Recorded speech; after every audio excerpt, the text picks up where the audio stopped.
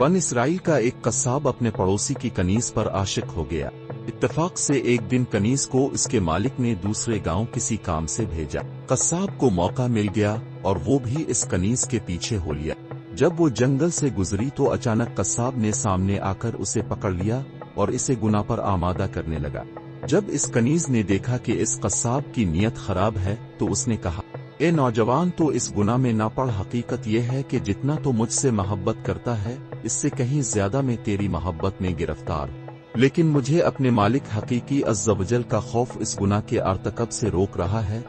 नेक सीरत और खौफ़ खुदा अज़्ज़ वजल रखने वाली कनीज की जबान से निकले हुए अल्फाज तासीर का तीर बनकर इस कस्साब के दिल में पैवस्त हो गए और उसने कहा, जब तो अल्लाह अज़्ज़ वजल से इस कदर डर रही है तो मैं अपने पाक परवरदिगार अज़्ज़ वजल से क्यों ना डरूं।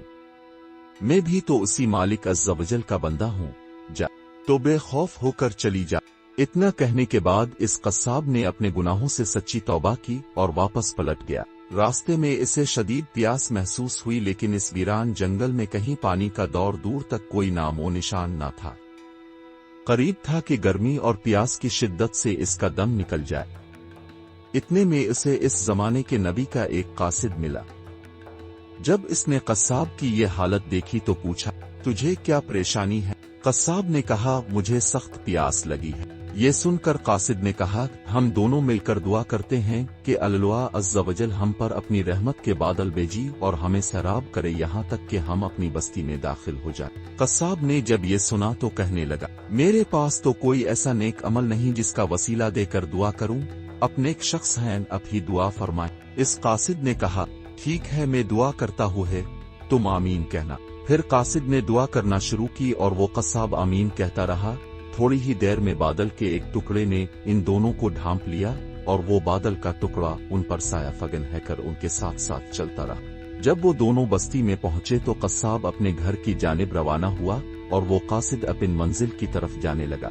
बादल भी कस्साब के साथ साथ रहा। जब इस कासिद ने ये माजरा देखा तो कस्साब को बुलाया और कहने लगा, तुमने तो कहा था कि मेरे पास कोई नेकी नहीं और तुमने दुआ करने से इनकार कर दिया था।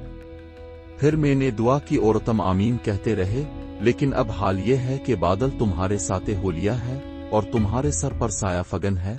सच सच बताओ, तुमने ऐसी कौन सी अजीम नेकी की है जिसकी वजह से तुम पर यह खास करम हुआ? ये सुनकर कस्साब ने अपना सारा वाकया सुनाया। इस पर इस कासिद ने कहा, अल्लाह अज़्ज़ वजल की बारगाह में गुनाहों से तूबा करने वालों का जो मकाम व मर्तबा है वो दूसरे लोगों का नहीं। बेशक गुनाह सरजद होना इंसान होने की दलील है, मगर उन पर तौबा कर लेना मोमिन होने की निशानी है। क्या आपको ये वीडियो पसंद आई? कमेंट में बताएं। वीडियो को लाइक करें और सब्सक्राइब करना ना भूलें।